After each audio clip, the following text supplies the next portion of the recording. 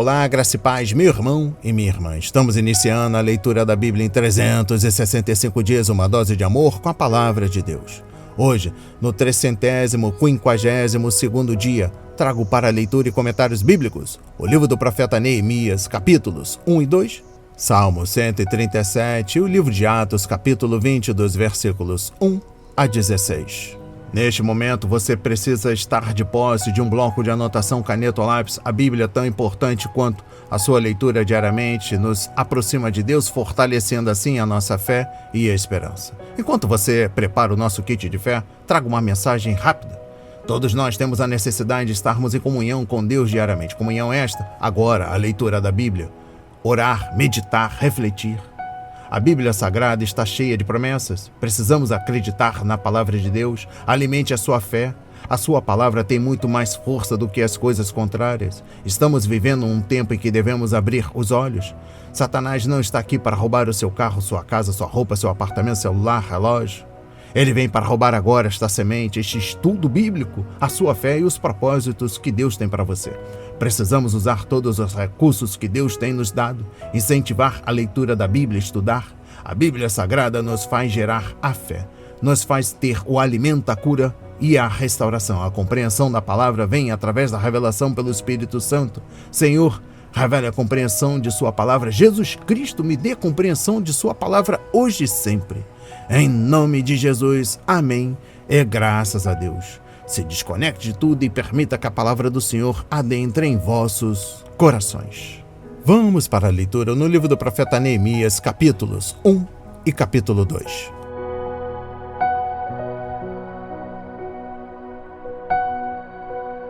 Neemias ora por Jerusalém. Palavras de Neemias, filho de Acalias.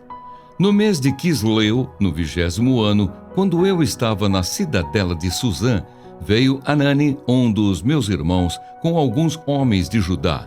Então lhes perguntei a respeito dos judeus que escaparam e que sobreviveram ao exílio e a respeito de Jerusalém. E eles me responderam: os restantes, os que sobreviveram ao exílio e se encontram lá na província, estão em grande miséria e humilhação.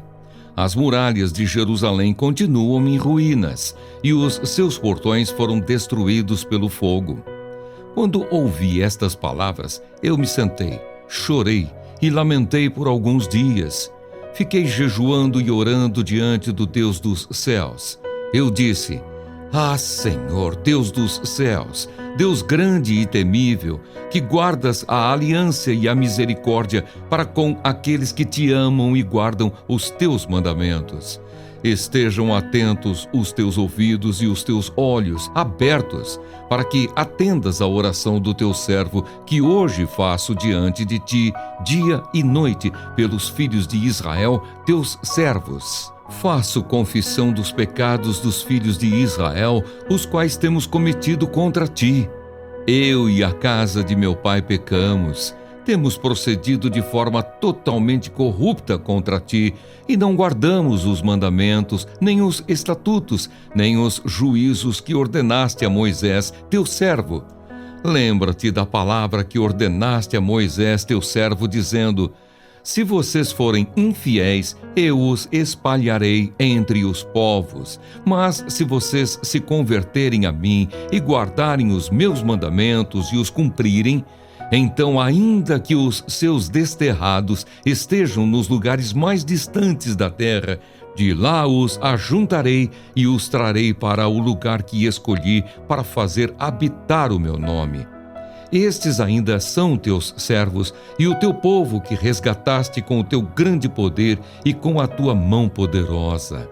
Ah, Senhor, estejam atentos os teus ouvidos à oração do teu servo e à oração dos teus servos, que se agradam de temer o teu nome.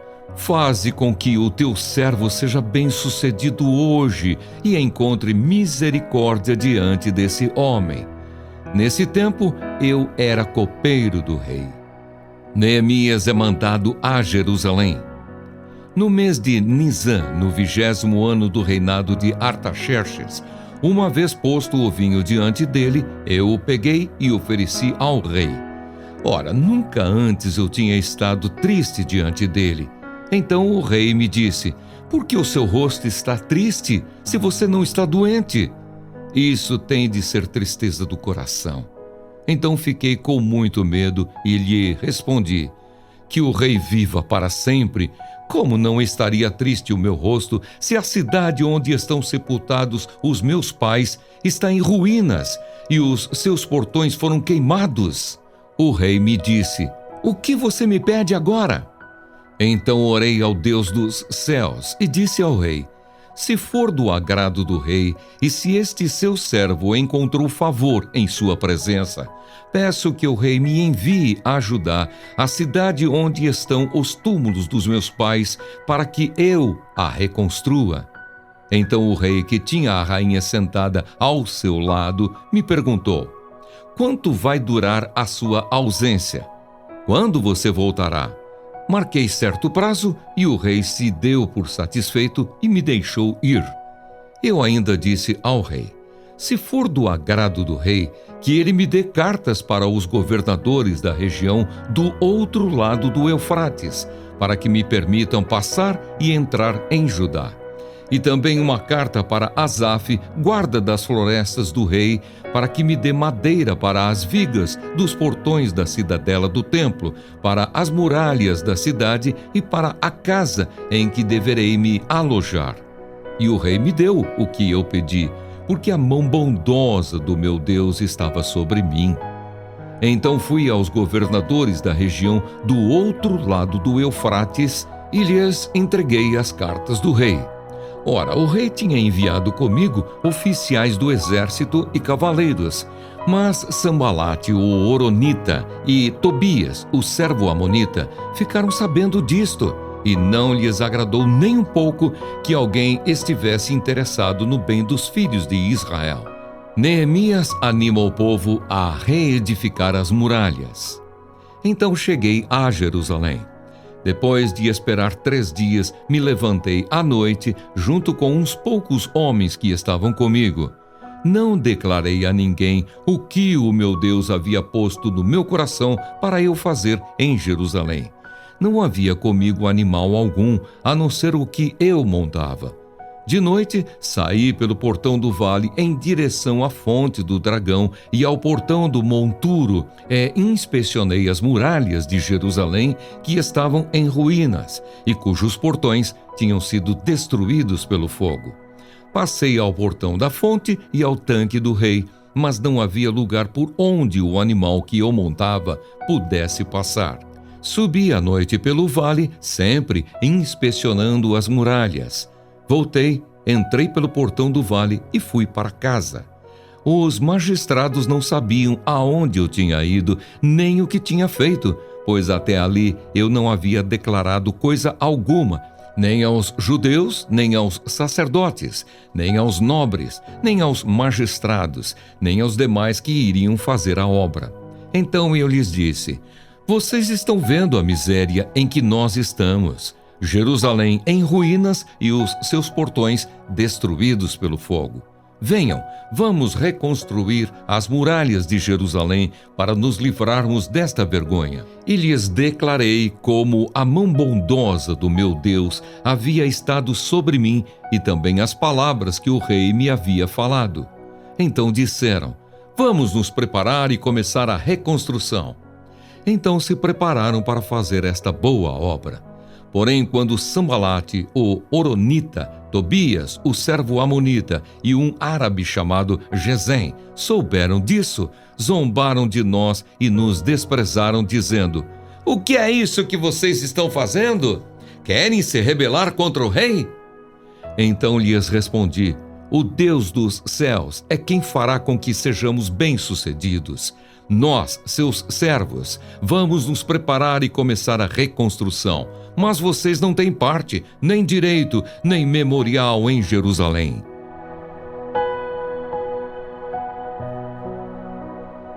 Amém. Compreendendo o livro do profeta Neemias, capítulo 1, trago o versículo 1.a. Neemias era um copeiro do grande Artaxerxes, longínamo, que governou a Pérsia de 464 a 423 a.C. No texto, Neemias é identificado como filho de Acalias para ser distinguido de outros judeus com o mesmo nome. Conforme capítulo 3, versículo 16 e Esdras 2, versículo 2. O nome Neemias significa o Senhor consolou.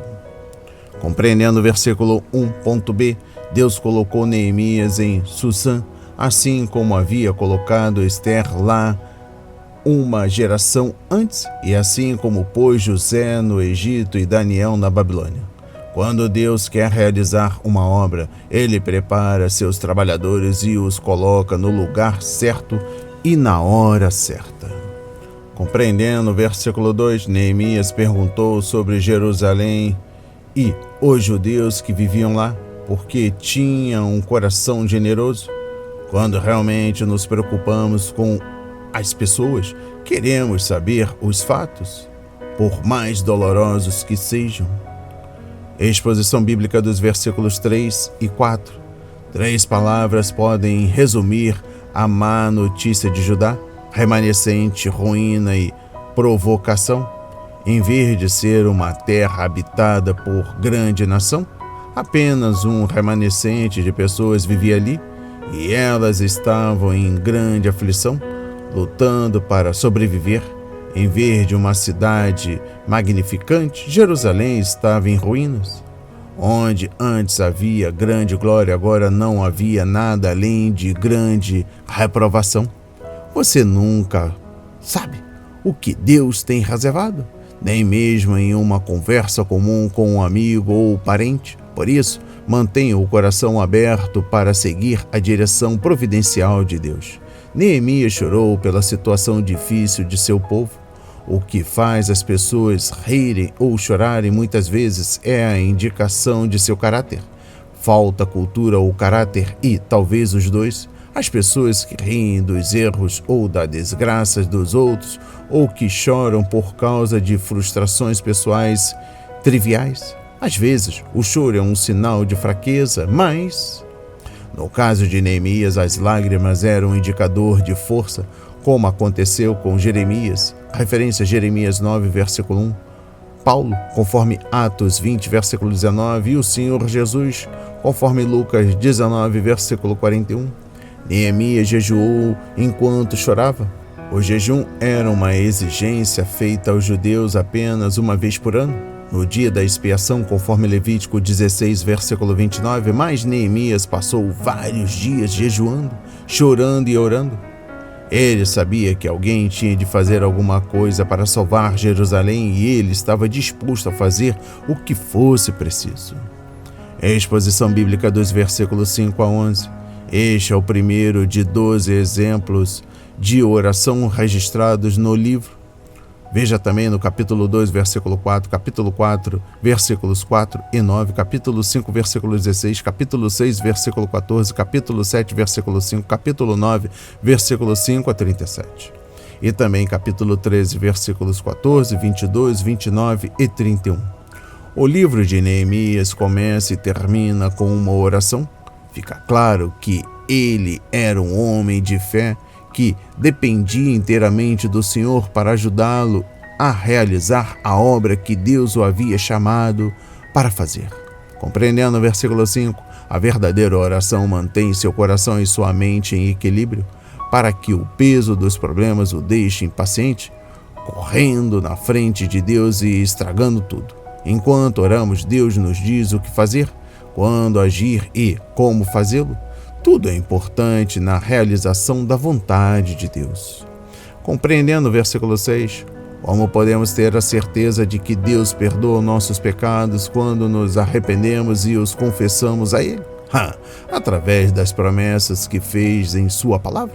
Neemias fez Deus se lembrar de suas palavras, encontradas em Deuteronômio 28, versículos 63 a 67 e capítulo 30, versículos 1 a 10. Assim como hoje fazemos o Senhor se lembrar de sua promessa em 1 João capítulo 1, versículo 9. Compreendendo o versículo 11.a, a maior parte da oração de Neemias foi dedicada à confissão de pecados, conforme versículos 6 a 9. O Deus que prometeu abençoar e castigar também prometeu perdão, caso seu povo se arrependesse e voltasse para ele, conforme Deuteronômio capítulo 30 e 1 de Reis capítulo 8, versículos 31 a 53. Neemias estava reivindicando a promessa enquanto orava por si mesmo e pela nação.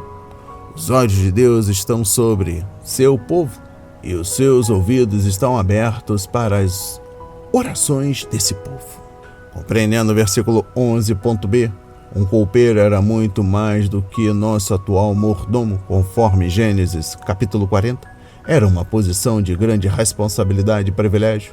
Em cada refeição, o copeiro provava o vinho do rei para ter a certeza de que não estava envenenado. Um homem que estava tão perto do rei em público precisava ser bonito, culto, conhecedor dos procedimentos da corte e capaz de conversar com o rei e aconselhá-lo quando solicitado, conforme Gênesis 41, versículos 1 a 13. Uma vez que tinha acesso ao rei, o copeiro era um homem de grande influência, a qual ele poderia usar para o bem ou para o mal. Compreendendo o capítulo 2, trago o versículo 1. 4 meses se passaram desde que Neemias recebeu a má notícia sobre a situação difícil de Jerusalém. Como todo homem temente a Deus deveria fazer, Neemias esperou com paciência para receber do Senhor as direções, porque, por meio da fé e da perseverança, herdamos as promessas, conforme Hebreus 6, versículo 12. Quando esperamos no Senhor em oração, não estamos perdendo o nosso tempo, estamos, na verdade, investindo da maneira mais certa. Deus está nos preparando para que, em quaisquer circunstâncias, seus propósitos sejam alcançados. Quando chegar o momento certo de agir pela fé, não teremos coragem de demorar. Compreendendo o versículo 2, o rei percebeu que seu copeiro estava carregando um fardo. Se Artaxerxes estivesse de mau humor, poderia ter expulsado Neemias ou até mesmo ordenado que ele fosse morto, mas, em vez disso, o rei perguntou por que seu servo estava tão triste. Compreendendo o versículo 4, como estava acostumado a fazer, Neemias mandou uma de suas rápidas orações em forma de mensagens imediatas ao Senhor, conforme capítulo 4, versículo 4, capítulo 5, versículo 9, capítulo 6, versículo 14, capítulo 13, versículos 14, 22, 29 e 31.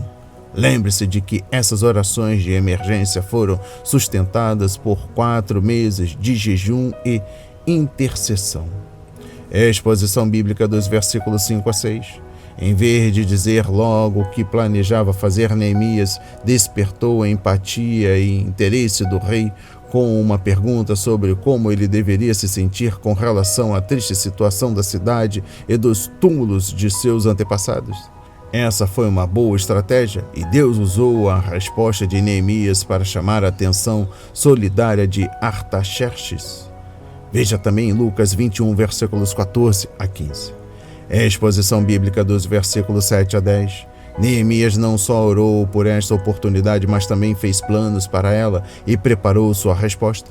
Durante esses 4 meses de espera, ele pensou muito bem no assunto, por isso sabia exatamente como abordaria o projeto. Sua resposta ao rei pode ser resumida em 2 pedidos. Que me deixe ir, conforme capítulo 2, versículos 4 a 6, e eu poderia levar, conforme capítulo 2, versículos 7 a 10. Neemias não podia deixar o seu cargo na corte sem a aprovação do rei, nem podia trabalhar em Jerusalém se não pudesse agir em nome da autoridade de Artaxerxes. Compreendendo o versículo 9, quando Jesus enviou seus discípulos para ministrar, deu-lhes autoridade de que precisavam para fazer a obra e prometeu suprir todas as necessidades deles, conforme Mateus 10, versículos 1 a 15. Enquanto continuamos a servir ao Senhor, temos atrás de nós toda a autoridade no céu e na terra, conforme Mateus 28, versículo 18. Por isso, não precisamos ter medo, contudo, devemos ir aonde Ele nos envia e fazer a obra que Ele nos chamou para fazer. Compreendendo o versículo 10, Moisés e Neemias tomaram decisões semelhantes de fé e fizeram sacrifícios similares, conforme Hebreus 11, versículos 24 a 26. Como representante do libertador dos judeus, ele seria bem recebido pelos oficiais gentios? Neemias não realizou sinais nem maravilhas, nem entregou profecia alguma. No entanto, realizou fielmente seu trabalho e preparou uma cidade para o Messias prometido. Aleluia! Referência a Daniel 9, versículos 24 e 27. Exposição bíblica dos versículos 11 a 16. Após sua longa e difícil jornada, Neemias reservou um tempo para descansar, pois os líderes devem cuidar de si mesmos se quiserem ser capazes de servir ao Senhor, conforme Marcos 6, versículo 31. Ele também reservou um tempo para checar as condições existentes sem despertar a atenção do inimigo. Um bom líder não faz seu trabalho apressadamente. Antes, com paciência, reúne os fatos em primeira mão e depois planeja sua estratégia. Referência a Provérbios 18, versículo 13. Devemos ser astutos como as serpentes, porque o inimigo está sempre observando e esperando para atacar. Compreendendo o versículo 13, Neemias não queria que o inimigo soubesse o que ele estava fazendo. Por isso, foi examinar as ruínas na calada da noite. Ao guardar sua opinião para si mesmo, Neemias impediu que os homens de Tobias tivessem informações que pudessem passar para Sanbalate. Um líder sábio sabe quando planejar, quando falar e quando trabalhar. Compreendendo o versículo 18, os líderes cristãos hoje enfrentam dois obstáculos à medida que tentam levar o povo de Deus às novas conquistas para o Senhor. Quantas vezes ouvimos, estamos contentes com o modo como as coisas estão, não complica a situação tentando mudá-las, ou tentamos isso antes e não funcionou. Compreendendo o versículo 19, em todas as áreas de atividade humana, ciência, exploração, invenção, negócios, admiração pública ou ministério cristão, entre tantas outras, quase todos que já realizaram algo sofreram escárnio. Nosso Senhor foi alvo de ironias durante sua vida e de zombaria enquanto estava pendurado na cruz. Você acha que sabe lidar bem com críticas ou resistências? E eu encerro a compreensão do livro do profeta Neemias, capítulo 2, trago o versículo 20. Neemias não só foi capaz de desafiar seu povo, mas também conseguiu se levantar contra o inimigo e lidar efetivamente com a oposição. Assim que o povo de Deus sai pela fé para fazer a vontade de Deus, o inimigo aparece e tenta desanimá-lo. Vamos para a leitura no livro de Salmo, capítulo 137.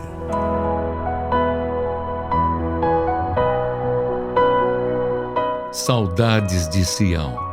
Às margens dos rios da Babilônia, nós nos assentávamos e chorávamos, lembrando-nos de Sião.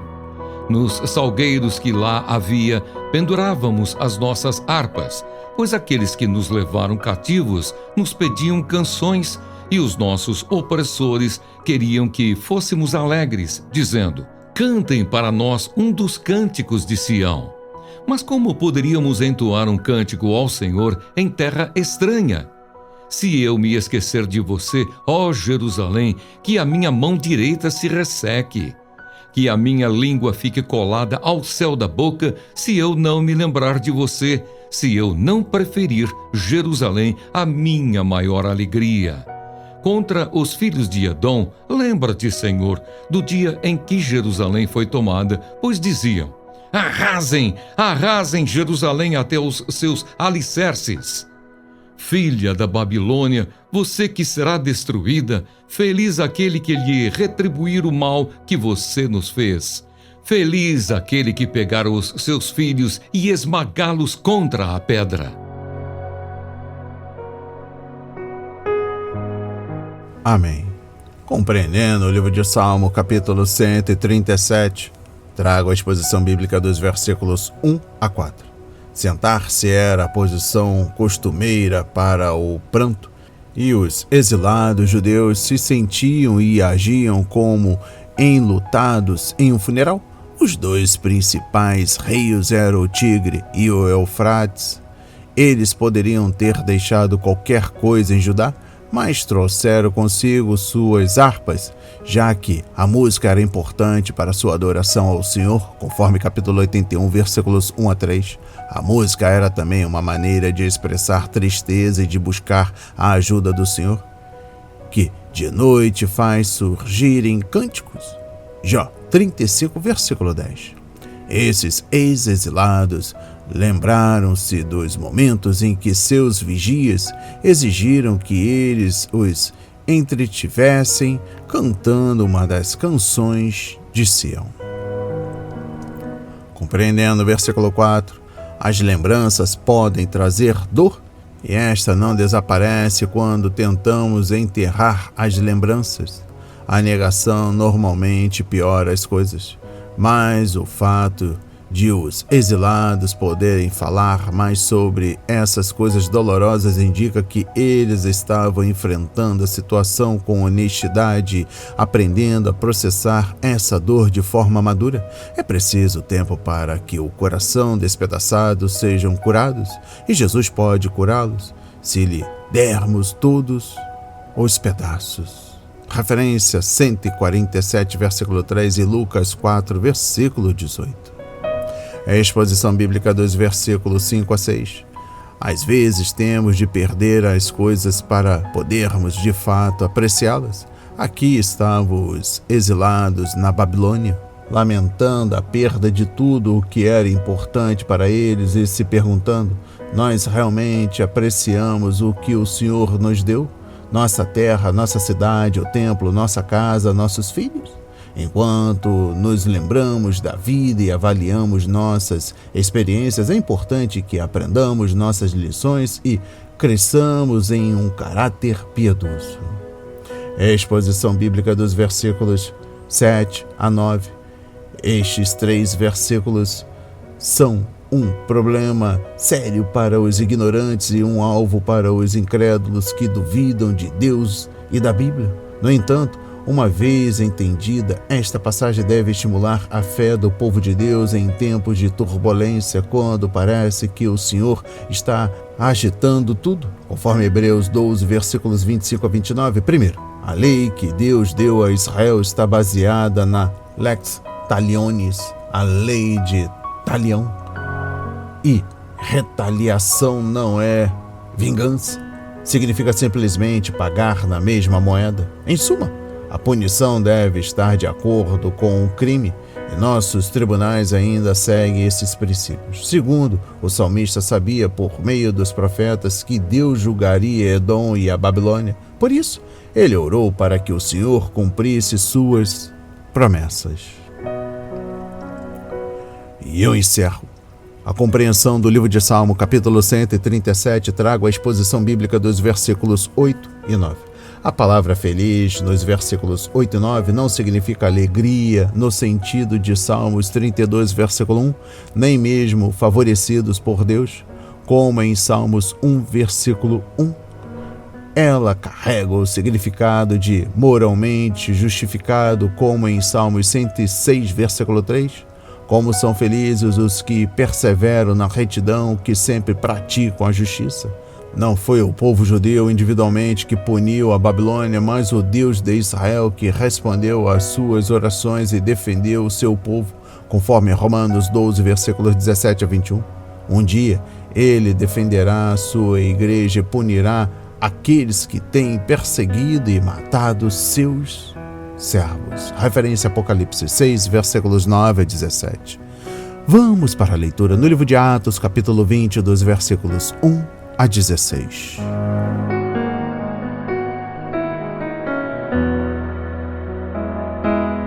De novo, Paulo visita a Macedônia e a Grécia. Cessado o tumulto, Paulo mandou chamar os discípulos e, tendo-os encorajado, despediu-se e foi para a Macedônia. Havendo atravessado aquelas terras, fortalecendo os discípulos com muitas exortações, dirigiu-se para a Grécia, onde se demorou 3 meses. Quando estava para embarcar rumo à Síria, houve uma conspiração por parte dos judeus contra ele. Então decidiu voltar pela Macedônia. Acompanharam-no Sópatro de Bereia, filho de Pirro, Aristarco e Secundo, de Tessalônica, Gaio, de Derbe, Timóteo e também Tíquico e Trófimo, da província da Ásia. Estes nos precederam, ficando à nossa espera em Troade. Depois dos dias dos pães sem fermento, navegamos de Filipos e, em 5 dias, nos encontramos com eles em Troade, onde passamos uma semana. Paulo em Troade. No primeiro dia da semana, nós nos reunimos a fim de partir o pão. Paulo, que pretendia viajar no dia seguinte, falava aos irmãos e prolongou a mensagem até a meia-noite. Havia muitas lâmpadas no cenáculo onde estavam reunidos.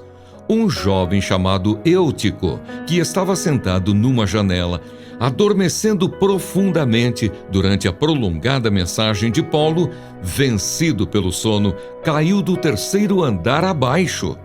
Quando o levantaram, estava morto. Mas Paulo desceu, inclinou-se sobre ele e, abraçando-o, disse: "Não fiquem alvoroçados, pois ele está vivo." Subindo de novo, Paulo partiu o pão e comeu.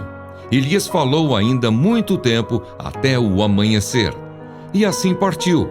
Então conduziram vivo o rapaz e sentiram-se grandemente confortados. Paulo embarca em Assos e vai para Mileto. Nós, porém, prosseguindo, embarcamos e navegamos para Assos, onde devíamos receber Paulo, porque assim nos havia sido determinado, devendo ele ir por terra.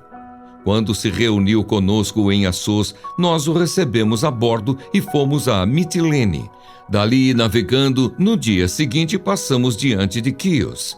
Levamos mais um dia até Samos, e um dia depois chegamos a Mileto. Paulo já tinha resolvido não aportar em Éfeso, pois não queria demorar-se na província da Ásia. Ele tinha pressa, pois queria, caso lhe fosse possível, passar o dia de Pentecostes em Jerusalém.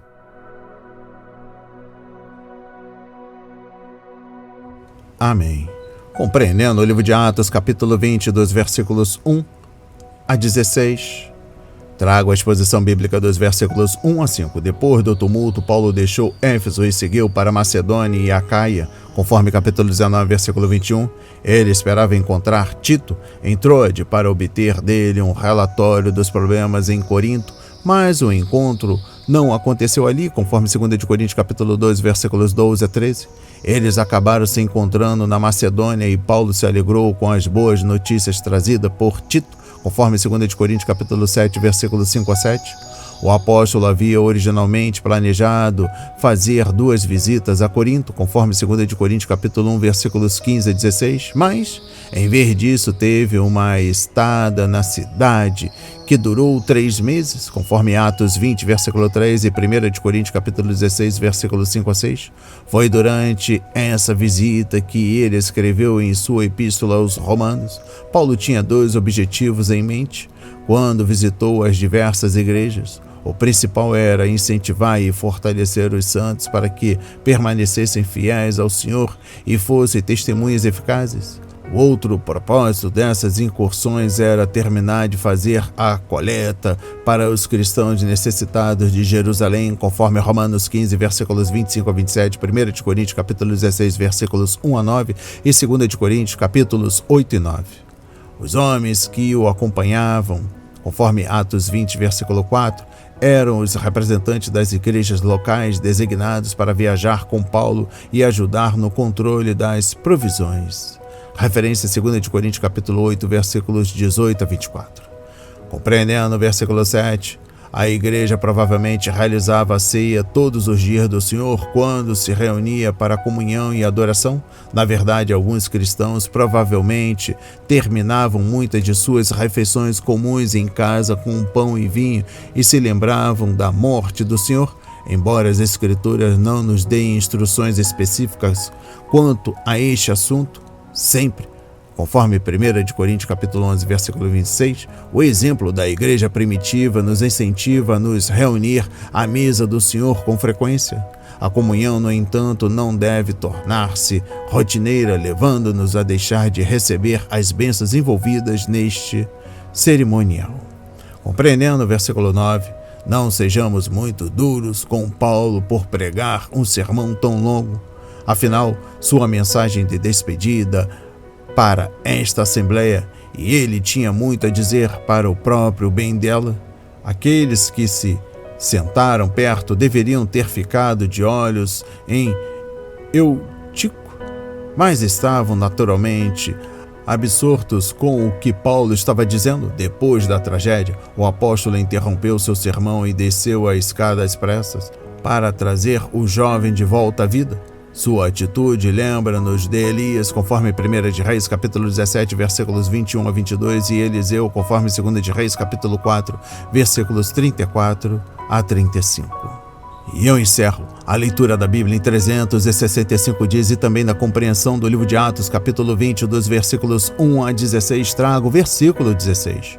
O tempo entre a Páscoa, conforme versículo 6, e o Pentecoste, conforme versículo 16, era de 50 dias, e a viagem de Paulo de Filipos a Troade já havia consumido 12 deles. Conforme versículo 6, chegar a Mileto levou mais 4 dias, então Paulo decidiu não ir a Éfeso para não perder mais tempo valioso. Em vez disso, convidou os líderes da igreja de Éfeso para viajarem mais ou menos 50 quilômetros a fim de se encontrarem com ele em Mileto, onde o navio estava aguardando o descarregamento e a nova carga. Paulo não era homem de perder tempo ou desperdiçar oportunidades. Receba essas palavras em nome de Jesus. A palavra de hoje foi semeada para a minha vida e para a sua vida, para a honra e a glória do Senhor. Receba esse alimento diário, não hesite, compartilhe. Deus está interessado na minha e na sua dor. Que Deus nos abençoe abundantemente.